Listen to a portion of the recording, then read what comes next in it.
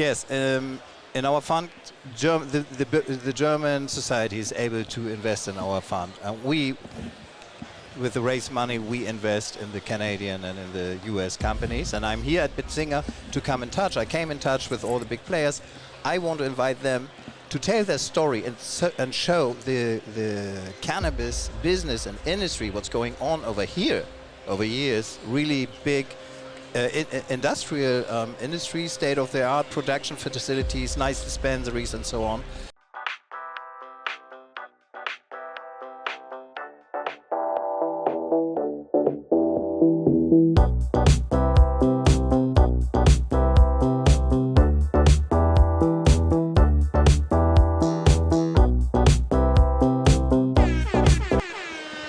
We are here at Benzinga 2024. There's all kinds of activity. It's past lunch now. Yep. It's 1:44, but we're meeting all kinds of fantastic individuals, learning all kinds of things. People are looking for capital. People are offering capital. And there's a lot of thought leaders and a lot of influential people here. This is definitely a really solid Benzinga conference. And we are pleased to be introduced and joined by Daniel, who you're going to clearly find out is German. Right. You're German. I love Germany, and we love Germany for many, many reasons. Not the least of which is you guys are a great ally of ours, America, Germany, good friends. But also that you guys have recently jumped into the cannabis pool, like cannonballed full legalization. Yep. Right. It's a really historic moment for Germany, but I think also for cannabis, because tell us what's going on in Germany. Germany legalized medical cannabis in 2017, and no one of us imagined that the rec market maybe is so close as it is now 7 years later. Okay, and at the 1st of April, just a few days ago, Medical 2017. Medical 2017, and now at the 1st April, the law is signed, and that is the start for the process of legalization. But I think it's important to know how it works, because we call it, it is in 2 steps. First steps, 5 years. Can you get your mic a little closer? Right. Get a little bit closer there. Like this? Yeah, up a little higher. A little bit higher. Yeah, there you go. Here we go. You know what I would do if I wanted to find out how German legalization is going to work? I would find somebody from Germany at Benzinga and talk to them about how Germany is working, I would put them on. So it's up to you to share with the audience. How does it work in Germany? Okay, I tried to do, from my aspect and my view, I'm really close to the politics and different big lobbyism, because I'm in business for over 7 years now. I run and founded the first cannabis equity fund in Europe. The first cannabis equity fund in Europe. Right, it's CanSol. Yeah, it's CanSol fund. CanSol. Yeah, it's hemp global equity stocks. And so we are public, we are UCITS fund, we've got It's public. It's public, right. So it's so important for me to be here at Benzinga to meet all the big players. Does public mean that the ordinary person can buy stock? The same thing it means to you, a publicly traded company? Yeah, right. Okay, yeah. Yeah, that was quite complicated and difficult in the circumstances we were, and it's getting easier now, but it's quite complex, like to the US, how it's we have to do a little bit of workarounds we had to do and so on, but we can buy with our stocks, with our fund, all cannabis stocks, all MSOs, out of the CSE in Canada, OTC in the US, and so I think we are so an interesting market for the public going cannabis companies also from the US, because the German society is able to invest directly in the stocks and over my fund. And I think that's a really huge bridge, and that is one topic we can talk about, but that's the reason where I have my experience. Yeah, and then we can come back to the legalization as you want. Well, and let's talk about the fund here in a second. But what's April 1st, Germany legalized? What's happening next? Yeah, the next is it is like are there dispensaries? No. Cultivation. That's it. It's like decriminalization. That is the first process. Yeah. Okay, that means so now you are allowed to smoke weed public. That is allowed. It is allowed that you can take 25 grams of cannabis when you are going out. You are allowed to grow free plants at home. Free plants. Free plants. So you got gummies, vapes? No, nothing at all at this stage. Okay, so that is the view. But are you allowed to have cannabis in the gummies? Not in the gummies, but in the pockets, man. Weed. so maybe. Are you allowed to have the flower in the gummy, or? No. We have the flowers and we smoke the flower, man. Right. It's just flower, though, right? It's right. nothing else. Nothing it's else. No vapes, no drinks, no infused drinks. No, maybe no you can. dabs, no whatever. What about hash? Yeah, that's it. So that is, you can do it at home. Yeah, free plants, and then at the same time there are social clubs for 500 attendees. A social club. It's a private club, right? A private club, Okay. non-profit. That's now important for all of us investors. Non-profit, yeah? private club, members only. So, and they grow together up the plant.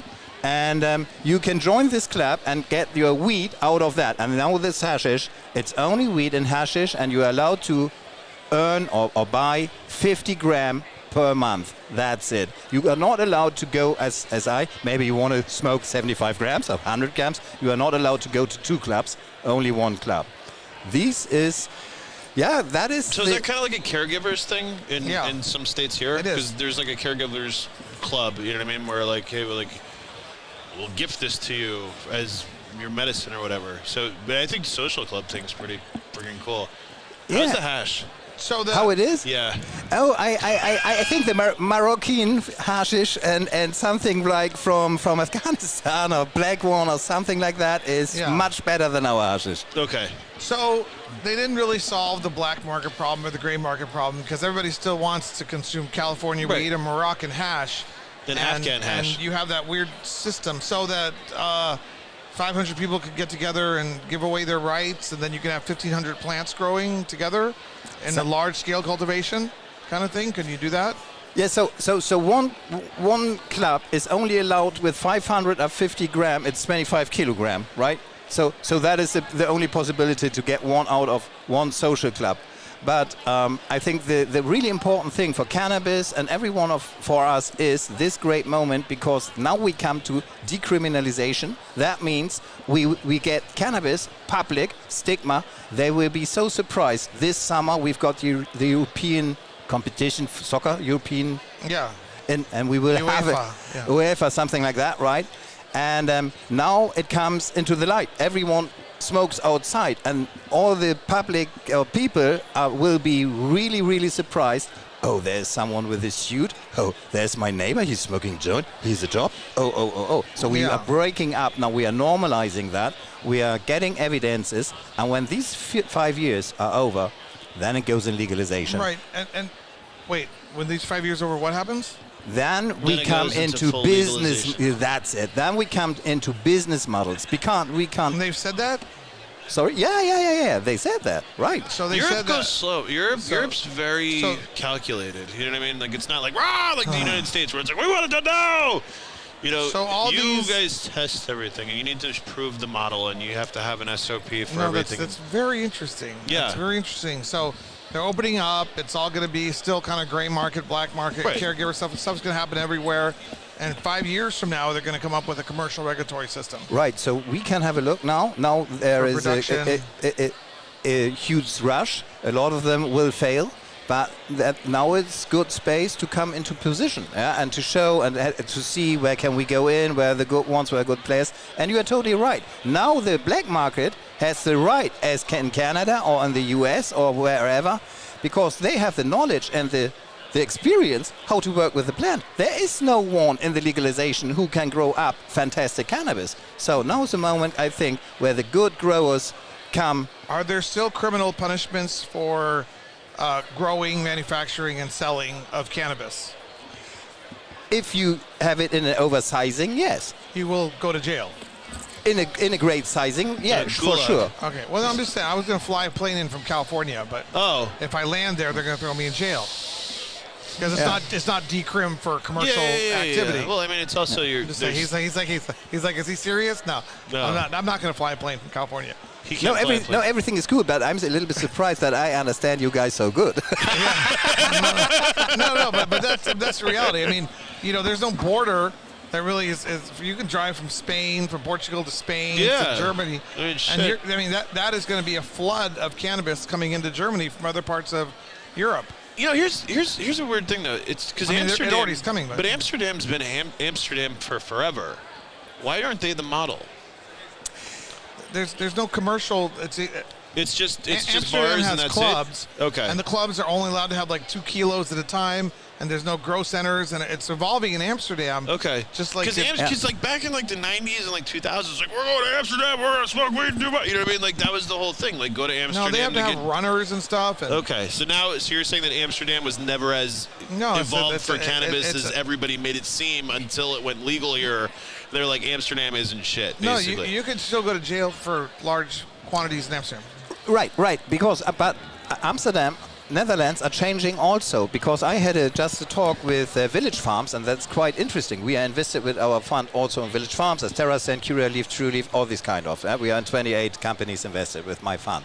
So, but the Netherlands just gave 10 license out for government producing recreational cannabis, and of 10 of those, they have to do minimum 40 tons per year production for capacity.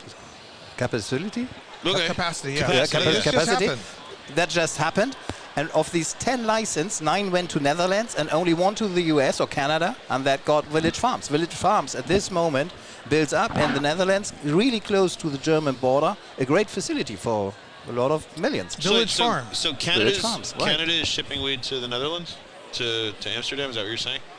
Sorry? So is Canada got one of the licenses? No. A company from Canada. Oh, a company. Well, that's what I'm saying. But a company from Canada. Yeah, they have a farm in. Oh, they have a farm in the Netherlands. Yes. Yes, and they got the license I also. thought they were growing. Yeah. They have a license and they have a producing. They do the producing facility now. Okay. Yeah. But are they growing in Canada then shipping it No. over? Or No, they're producing then in Canada. And a lot of medical from the US or North Canada are producing in Portugal that goes into the medical market in Europe. But that's business you don't make money at this stage. It's too complicated in Germany and Europe to get for the patients from the doctor the receipt for cannabis. But that breaks up now. That breaks up now because marijuana is not on the drug list anymore in Germany, and so they don't need a difficult receipt, the doctors, at the 1st of July. It's much more easier to give a receipt for medical cannabis to the patient. So this business will break through also, but it needs time. It is, as I learned from the US, you can take an elephant only bite by bite. What did you learn from the U.S.? I learned from the U.S. if you want to take an elephant, eat an elephant. Sorry, take is typical German mistake. Yeah. No, if you eat an elephant, you only can do it bite by bite. Okay. Yeah, one step at a time. You can't rush it all. You know what I mean? I see. Well, but you know, and that's the unfortunate. I mean, the economics and the legalization of cannabis is a very complicated, nuanced subject, but it's an unfortunate reality that it's happening in such a weird patchwork, hodgepodge, piecemeal kind of way when it's such a simple concept of just opening up the market, freeing the plant, freeing individuals to do what they're going to do, allowing local places to decide how they want to regulate time, place, and manner, and then the government getting out of the way. And that's where it needs to get. But unfortunately, you know, you have all these individuals that are trying to create these systems that quote unquote work. When the sad part is those ideas are coming from within the cannabis industry and from our people. The fuddy-duddies, for the most part, are like, we just hate it so much we don't even want to talk about it, you know. But then those strange regulatory structures are originating and being enhanced and supported and promoted by people from within the cannabis space, which is a very strange dynamic. Like the concept of Amsterdam having only 10, 20, 30, how many licenses? 10. 10 licenses. That's crazy. You know, somebody came up with that idea, and it's almost protectionist in nature from the people who got those licenses. And those people are going to hire lobbyists and make sure that Amsterdam, the Netherlands, doesn't change and that they maintain control over the cannabis production for years to come, because that's kind of the nature of greed that exists. You know what I'm saying? And you see that happening in the United States, where people who have licenses are poo-pooing new licenses, or people who have THC licenses on poo-pooing hemp-derived cannabis, Well, activity. you don't need a license for it. Yeah, but they're trying to make it illegal in a lot of states, and that originates from our industry, and that's just horrible thinking. It's friendly fire or not? It's what? Yeah, It's something- it's friendly fire. Friendly exactly. fire, right? Okay. Exactly. Essentially. And it seems like people have they're forgetting their high school education, economics, basic free market principles, basic, what the United States was founded on and what best serves humanity, which is freedom and choice. And that's being lost in the conversation. And that is what is everything in the middle of cannabis. Cannabis is bringing together and sharing and all these kind of stuff, right? Yeah. It should be like that. It should be like that. Should be like yeah, that. yeah, that's it. So that I understand what you are saying. It's totally the opposite of that. What should be happen. No, absolutely. And this is actually one of the reasons why I like to stay in the cannabis industry, because I see freedom and choice as the lava that drives the human condition, the human spirit, the human evolution, all things humanity. The lava is freedom. And then every once in a while, the lava bursts out of the crust of the earth and exposes itself. And over time, regardless of what human beings do, systems they create, government structures they create, institutions they create for thousands and thousands and thousands of years, they'll become more restrictive. It's just inevitable because people forget the importance of freedom. And then freedom will burst out of that, out of those systems, because an individual will say, hey, you know what? Those bricks that you gave me, Dad, that wall that you built, it no longer, that's a Pink Floyd reference, it no longer serves the world that I live in because it's changed, and I'm going to burst out. So freedom is that spirit. Freedom is that lava that drives humanity. And the cannabis industry, inadvertently, because they made this concept prohibition, represents, and the undercurrent of the cannabis industry is freedom. So for the last 50, 60 years, this prohibition has inadvertently created this moment where the lava that drives humanity is bursting itself out in the form of the changing laws and regulations of the cannabis plan. I'm kind of rambling here, but I'm onto something. Yeah. And but you see what I'm saying? Because there is a point here. You know what I'm saying? Max is trying to follow what I'm talking about. I started to I'm zone so out. and I was was so focused on you, man. No, but you see what I'm saying? And people forget the importance of freedom. Let me give you another example. The principalities, Germany, for example. Okay. The principalities and kingdom. I was thinking about it. I was like, what if the United States ended up being like each state was its own country? That'd be fucking weird now, man. I think there would actually be like interstate travel or like commerce. Well, whatever. Each state has its own rules and regulations. Yeah, it's laws. state rates. It has its own. We are kind of our own countries in a sense. We are. But we all agree to adhere to one national We thing. all pay taxes to the government. Well, some of us really don't want federal taxes. We want state taxes. Some of us want that. That makes our country more powerful. Why give your power and your authority over to the federal government?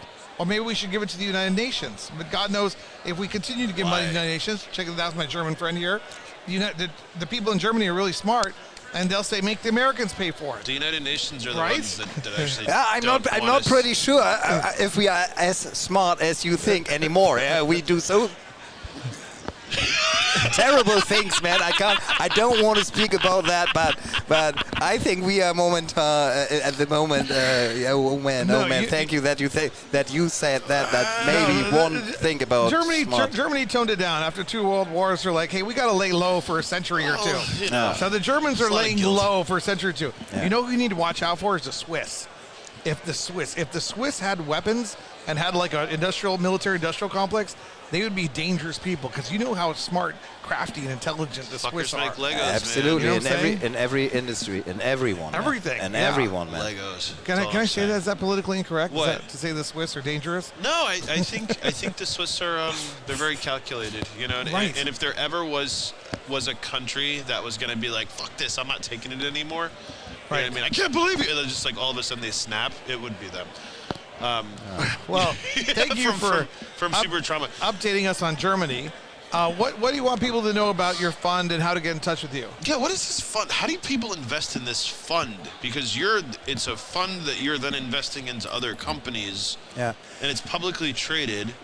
Yeah, it's What does your book look like? I'm so curious now. yeah, that is. At first, I want you talked about the special magic that has cannabis inside. Freedom, bringing people together. One of the oldest culture, medical, and useful plants in human history.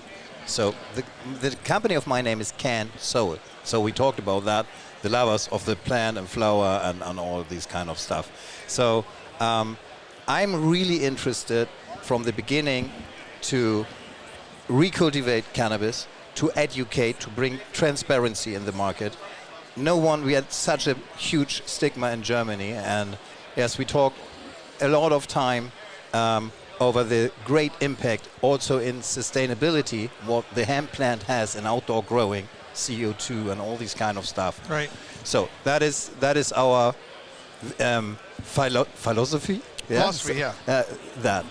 And so we are investing with our fund. I have the only license in Europe for a usage fund where the publics and institutionals can invest in this company. We have 28 companies in our fund at this moment, about 20 of the US, 8 from Canada, all the big players inside.